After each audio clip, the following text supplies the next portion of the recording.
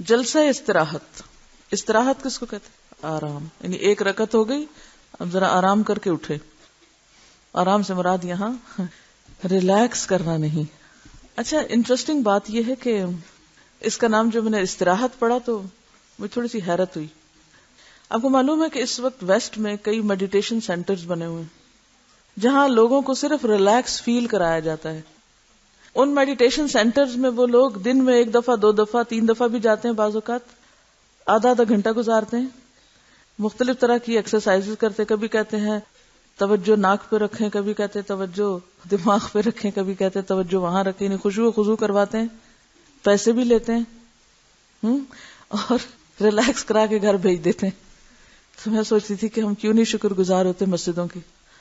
ہم meditation centres کے تو شکر گزار ہیں, لیکن نماز میں خضوع ایک مفت کی مسجد میں جا کے وضو کر کے خاص طریقے پر اللہ کا ذکر کر کے اگر وہی آدھا گھنٹہ ہم سکون سے نماز پڑھ کے نکلیں, کوئی دینا نہ پڑے, نہ کوئی فیس ہے اس سینٹر کی اور نہ ہی کسی کی غلامی ہے. بس امام آتا ہے, وہ آپ کو صرف اکٹھا کر کے, پھر اکٹھا کرنے کی بھی تو ایک برکت ہے نا.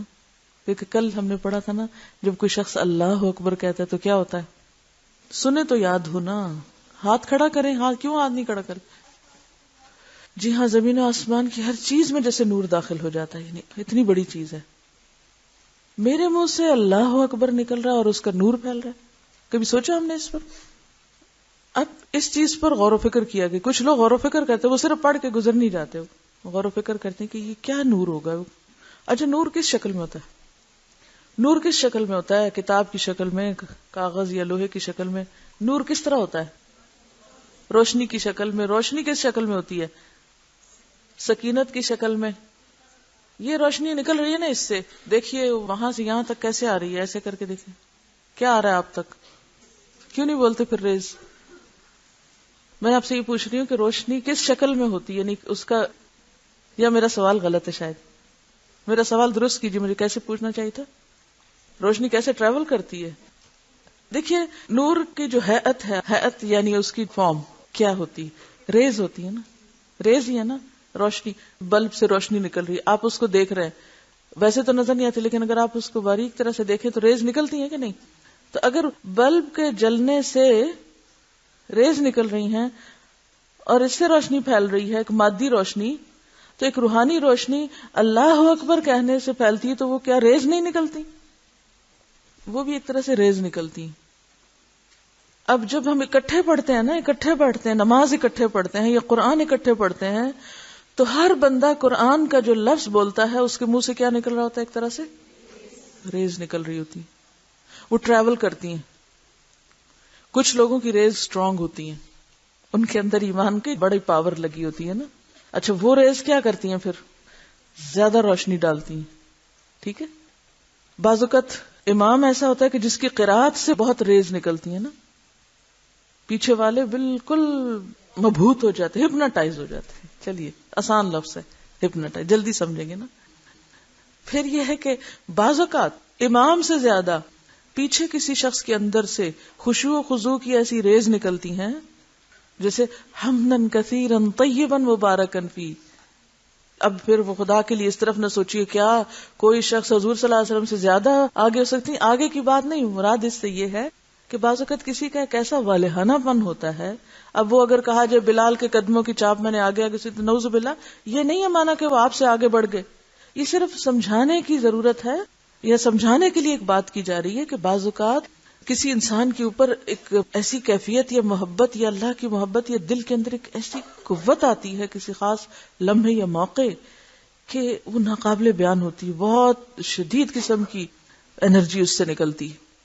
اچھا, وہ انرجی جو ہوتی ہے وہ باقی لوگوں کو بھی متاثر کرتی ہے. اسی طرح کچھ لوگوں کے اندر نیگیٹو ریز بھی ہوتی ہیں, وہ کوئی ان کا خشوع خضوع نہیں, وہ اباسیاں لے رہے ہیں اور جمائیاں لے رہے ہیں, اور وہ اس سے کیا ہوتا ہے, جمائی لینے سے کیوں منع کیا گیا؟ اس سے پھر نیگیٹو ریز ٹرانسفر ہوتی ہیں سب میں. ایک سو رہا ہے تو سارے ہی سونے لگ جائیں گے, ساری محفل متاثر ہوگی. ٹھیک ہے.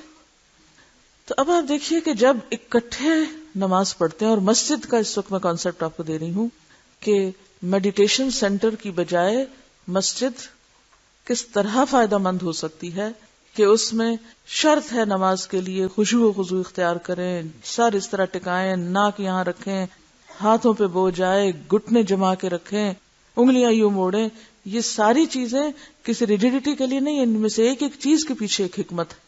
اور جب سب لوگ مل کے کرتے ہیں تو واقعی جو مسجد سے نکلتا ہے صحیح نماز پڑھ کے وہ اتنا سکون اور اتنی خوشی پاتا ہے جو دنیا کے کسی میڈیٹیشن سینٹر میں آپ پیسے دے کے وقت لگا کے بھی نکل آئیں کچھ نہیں ملے گا.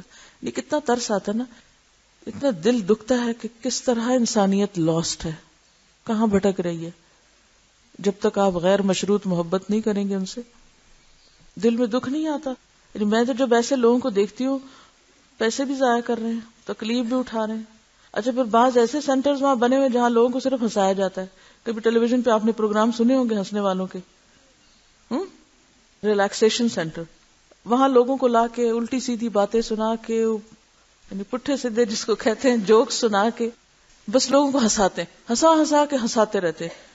یا ایسے پروگرام ہوتے ہیں کہ جس میں الٹی الٹی حرکتیں لوگ کر رہے ہوتے ہیں، وہ دکھا کے ہنسا کے وہ وقتی طور پہ کیا کرتے ہیں، غم بھولتے ہیں، باہر نکلتے ہیں اسی دنیا میں لوٹ جاتے ہیں.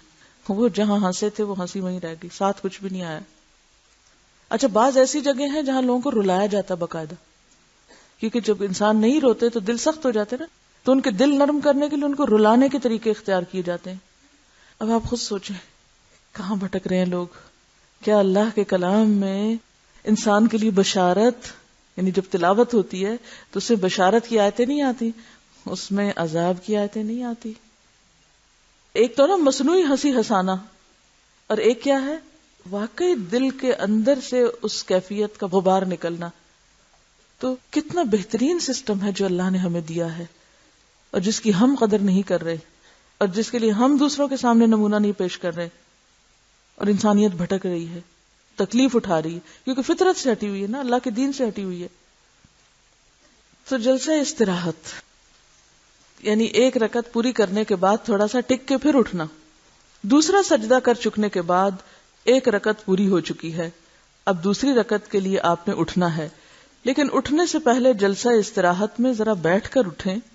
اس کی صورت یہ ہے، رسول اللہ صلی اللہ علیہ وسلم اللہ اکبر کہتے ہوئے دوسرے سجدے سے اٹھتے اور اپنا بایاں پاؤں موڑتے ہوئے بچھاتے اور اس پر بیٹھتے، پھر دوسری رکعت کے لیے کھڑے ہوتے، اور اگر ایڑی پر بیٹھتے تو پھر ظاہر ہے اسی طرح کھڑے ہوتے. رسول اللہ صلی اللہ علیہ وسلم اپنی نماز کی طاق یعنی پہلی اور تیسری رکعت کے بعد کھڑے ہونے سے قبل سیدھے بیٹھتے تھے. ٹھیک ہے، یعنی تشہد کا جو جلسہ ہوتا تھا اس میں اور طرح، اور پہلی اور تیسری رکعت کے بعد کھڑے ہونے سے قبل سیدھے بیٹھتے. جلسہ استراحت سے اٹھتے وقت دونوں ہاتھ زمین پر ٹیک کر اٹھے، یعنی سہارا لے کے اٹھے. بعض لوگ سمجھتے ہیں کہ گھٹنوں پہ رکھنا زیادہ بہتر ہے اور گھٹنوں پہ رکھ کے اٹھے، اس سے بہتر کیا ہے زمین پہ ٹیک کے اٹھے. دوسری رکعت رسول اللہ صلی اللہ علیہ وسلم جب دوسری رکعت پڑھ کر کھڑے ہوتے تو الحمد شریف کی قرات شروع کر دیتے اور دعائے افتتاح کے لیے سکتہ یعنی خاموشی اختیار نہ کرتے تھے.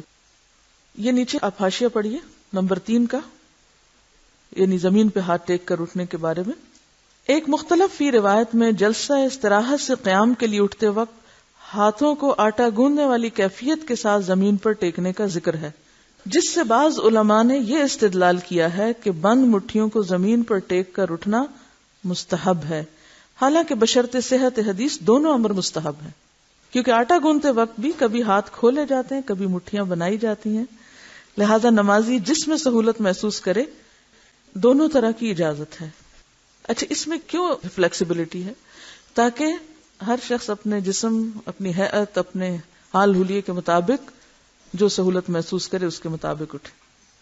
اگر گھٹنوں پہ ہاتھ رکھ کے اٹھا جائے تو کیا ہوتا ہے، سارا بوجھ کمر پہ پڑتا ہے، اور اگر زمین پر آپ رکھے تو کمر کو ریلیکسیشن ملتی، ہاتھوں پہ بوجھ آتا ہے. بہرحال عام طور پر دیکھا گیا ہے کہ نماز میں سجدہ تلاوت سے اٹھ کر امام اور مقتدی جلسہ استراحت کے لیے نہیں بیٹھتے، بلکہ سجدے سے سیدھے قیام کے لیے کھڑے ہو جاتے ہیں. یعنی سجدہ کیا، یعنی بیٹھے نہیں بلکہ کھڑے ہو گئے. حالانکہ سجدہ تلاوت کرنے کے بعد بھی جلسہ استراحت کرنا چاہیے، کیونکہ جلسہ کی احادیث کے عموم کا یہی تقاضا ہے.